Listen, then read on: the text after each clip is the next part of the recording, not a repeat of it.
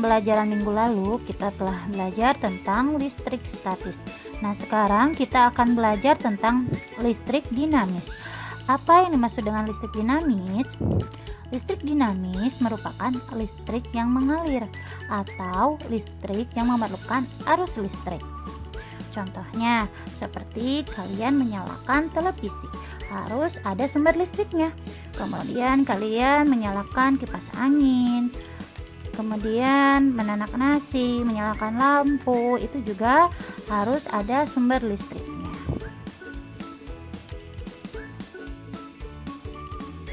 Pada pembelajaran hari ini kita akan membahas tentang sumber energi listrik.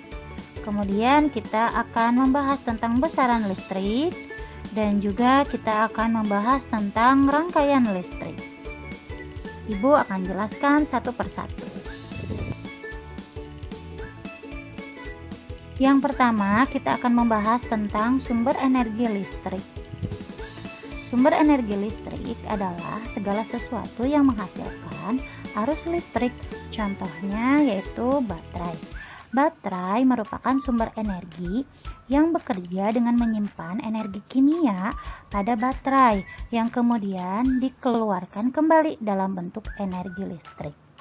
Baterai sering kita gunakan pada berbagai alat seperti remote, senter, ya, dan juga seperti mobil-mobilan dan mainan anak-anak ya. Kemudian ada juga generator. Generator itu merupakan sumber energi listrik yang berasal dari energi gerak menjadi energi listrik dalam kapasitas yang besar. Nah, generator banyak digunakan untuk pembangkit listrik tenaga air atau PLTA, atau sering juga digunakan oleh PLN ya. Kemudian ada aki. Aki itu merupakan sumber energi yang berasal dari cairan kimia, di mana cairan kimia tersebut menyimpan energi yang dapat dikeluarkan dalam bentuk energi listrik. Aki sering kita gunakan seperti untuk sepeda motor dan juga mobil. Dan yang keempat yaitu dinamo. Dinamo merupakan sumber energi yang berisi magnet dan kumparan, di mana dapat menghasilkan energi listrik jika diputar. Nah, dinamo sering digunakan pada lampu pada sepeda yang digerakkan berdasarkan gerak roda. Kemudian ada sumber energi alternatif. Sumber energi alternatif adalah sumber energi pengganti bahan bakar. Contohnya yaitu ada panas matahari atau sinar matahari digunakan untuk panel surya. Kemudian ada energi angin. Angin dimanfaatkan untuk PLTB atau pembangkit listrik tenaga banyu. Kemudian ada air. Air juga dimanfaatkan untuk PLTA, pembangkit listrik tenaga air. Kemudian ada juga biogas yang dihasilkan dari kotoran hewan, itu untuk mengganti gas LPG. Nah, anak-anak, perlu kalian ketahui bahwa pada suatu rangkaian atau pada listrik dinamis itu terdapat besaran listrik. Besaran listrik yang pertama yaitu adalah tegangan listrik. Tegangan listrik adalah perbedaan potensial listrik antara dua titik dalam rangkaian listrik. Satuannya yaitu volt dan alat ukurnya yaitu voltmeter. Yang kedua yaitu arus listrik. Arus listrik adalah jumlah muatan listrik yang mengalir tiap satuan waktu. Satuannya yaitu ampere dan alat ukurnya yaitu ampermeter. Yang ketiga yaitu daya listrik. Daya listrik adalah laju hantaran energi listrik dalam rangkaian listrik. Satuannya yaitu watt dan alat ukurnya yaitu wattmeter. Yang keempat yaitu hambatan listrik. Hambatan listrik adalah perbandingan antara tegangan listrik dari suatu komponen listrik dengan arus listrik yang melewatinya. Satuannya yaitu ohm dan alat ukurnya yaitu ohmmeter. Dan yang kelima yaitu energi listrik. Energi listrik merupakan energi yang berasal dari muatan listrik yang menyebabkan medan listrik. Nah, satuannya yaitu joule dan alat ukurnya yaitu joulmeter. Sekarang kita akan membahas tentang rangkaian listrik. Rangkaian listrik merupakan susunan alat-alat yang dihubungkan dengan sumber listrik sehingga menghasilkan arus listrik. Arus listrik selalu mengalir pada rangkaian yang tertutup. Kemudian, alat-alat yang ada pada sebuah rangkaian listrik disebut komponen listrik. Nah, anak-anak, kita akan membahas tentang komponen listrik. Coba kalian lihat pada gambar. Di sini ada rangkaian listrik seri ya. Nah, pada rangkaian listrik seri itu terdapat komponen-komponen listrik. Yang pertama ada baterai. Baterai itu merupakan sumber energi listrik. Kemudian ada saklar. Saklar itu alat untuk memutus dan menyambungkan arus listrik. Kemudian ada kabel. Kabel itu merupakan media penyalur arus listrik. Dan yang terakhir itu ada lampu. Lampu itu benda yang dialiri listrik. Materi selanjutnya yaitu tentang jenis-jenis rangkaian listrik. Berdasarkan mengalir atau tidak mengalirnya arus listrik, rangkaian listrik dibedakan menjadi dua. Ada rangkaian listrik terbuka dan ada rangkaian listrik tertutup. Rangkaian listrik terbuka itu tidak akan ada arus listrik yang mengalir sehingga lampu akan padam.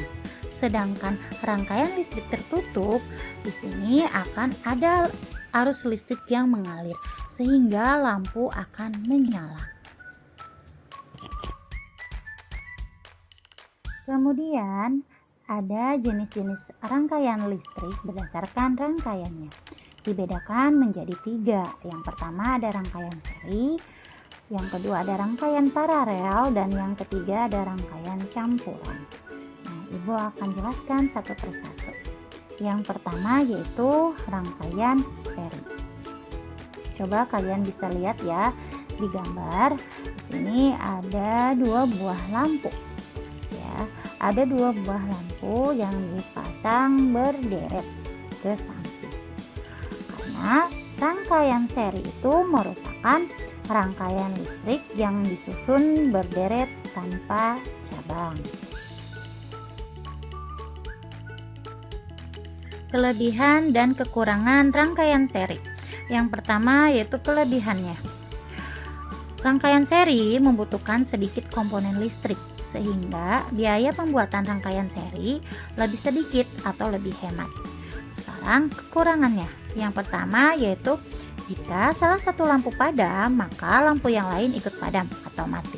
Yang kedua yaitu nyala lampunya lebih redup. Contoh rangkaian seri yaitu lampu hias ya. Yang kedua yaitu lampu senter. Yang kedua kita akan membahas tentang rangkaian paralel. Coba kalian lihat ya, kalian perhatikan pada gambar. Di sini ada rangkaian paralel. Berbeda ya dengan rangkaian seri yang pertama. Jika rangkaian seri, lampunya dipasang berderet ke samping, sedangkan rangkaian paralel itu lampunya dipasang berjajar ke bawah. Karena rangkaian paralel merupakan rangkaian listrik yang disusun sejajar ke bawah, sehingga berbentuk cabang di antara sumber arus listrik. Kelebihan dan kekurangan rangkaian paralel. Yang pertama, kelebihannya yaitu jika salah satu lampu padam, maka lampu yang lain tetap menyala. Yang kedua yaitu nyala lampu lebih terang dibandingkan dengan rangkaian seri. Kemudian kekurangannya yaitu membutuhkan banyak komponen listrik sehingga biaya pembuatan rangkaian paralel lebih besar atau lebih mahal. Contoh rangkaian paralel yang pertama yaitu lampu lalu lintas.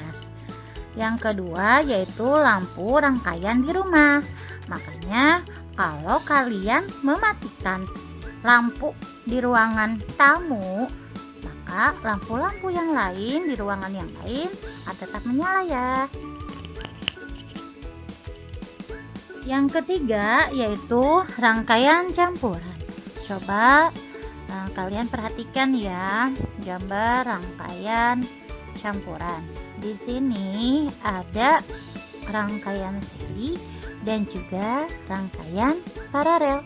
Coba kalian perhatikan, bola lampunya dipasang, ada yang berderet dan juga ada yang berjajar ke bawah. Karena rangkaian campuran itu merupakan gabungan dari rangkaian seri dan juga rangkaian paralel. Kemudian rangkaian campuran itu memiliki ciri yang sama dengan rangkaian seri dan juga rangkaian paralel. Nah, anak-anak, kita akan latihan soal terlebih dahulu ya. Coba lihat pada gambar. Menurut kalian itu adalah gambar dari rangkaian apa? Ya, betul. Itu adalah rangkaian campuran karena ada rangkaian seri dan juga ada rangkaian paralel. Di gambar itu ada 4 buah lampu. Kemudian ada 2 buah baterai dan juga ada 3 buah saklar. Saklar 1 menghubungkan lampu 1. Saklar 2 menghubungkan lampu 2. Kemudian saklar 3 menghubungkan lampu 3 dengan lampu 4. Nah, ada pertanyaan. Jika saklar 1 dan saklar 2 ditutup dan saklar 3 dibuka, maka apa yang terjadi pada lampu pada rangkaian? Kalian harus ingat, karena arus listrik akan mengalir pada rangkaian yang tertutup sehingga akan menyalakan lampu. Sedangkan jika rangkaiannya terbuka, maka tidak akan ada arus listrik yang mengalir. Di sini saklar 1 dan saklar 2 ditutup dan saklar 3 dibuka. Nah, kalian lihat saklar 1 menghubungkan lampu 1 ya, dan saklar 2 menghubungkan lampu 2. Karena ditutup, maka lampu akan menyala. Sedangkan lampu L3 dan L4 karena saklar 3-nya dibuka, maka lampu L3 dan L4 akan padam atau mati karena tidak ada arus listrik yang mengalir pada saklar 3 atau pada lampu L3 dan L4.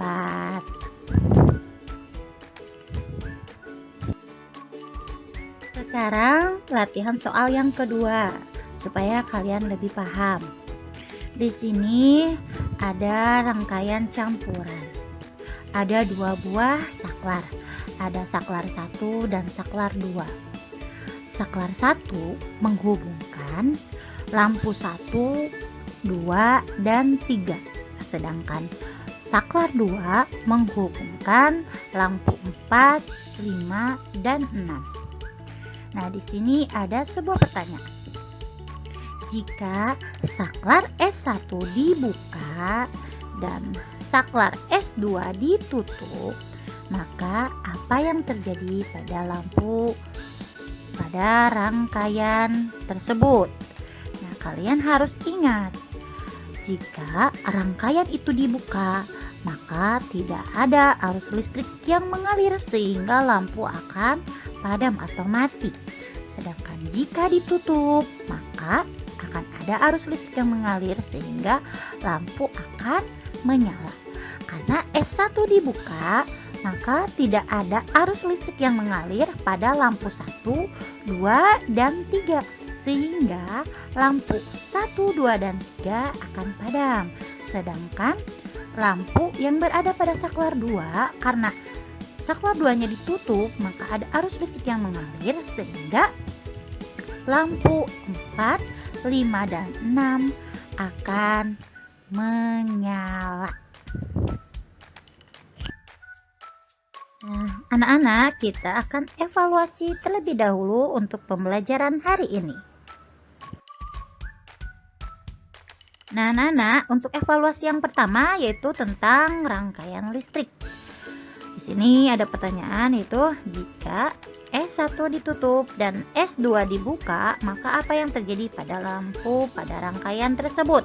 Kalian harus ingat, jika ditutup ada arus listrik yang mengalir, sedangkan jika dibuka tidak ada arus listrik yang mengalir.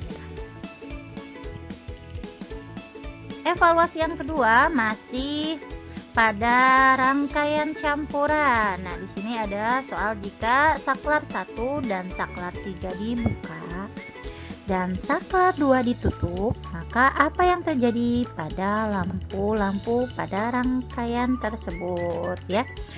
Kalian lihat, saklar 1 itu menghubungkan lampu L1, saklar 2 menghubungkan lampu L2, saklar 3 menghubungkan lampu L3 dan L4. Nah, anak-anak, evaluasi selanjutnya yaitu jelaskan apa yang dimaksud dengan listrik dinamis. Yang keempat yaitu jelaskan mengapa jika saklar dibuka maka lampu akan padam. Kemudian yang terakhir yaitu jelaskan kelebihan dan kekurangan rangkaian seri dan paralel. Nah, anak-anak, kalian kerjakan di buku tulis IPA. Ditulis soalnya ya, Nak, dan digambar rangkaiannya. Kemudian kalian foto jawabannya, kirim ke model. Alhamdulillah, untuk pembelajaran hari ini telah selesai. Semoga apa yang kita pelajari hari ini dapat bermanfaat untuk kita semua. Tetap semangat. Terima kasih. Wassalamualaikum warahmatullahi wabarakatuh.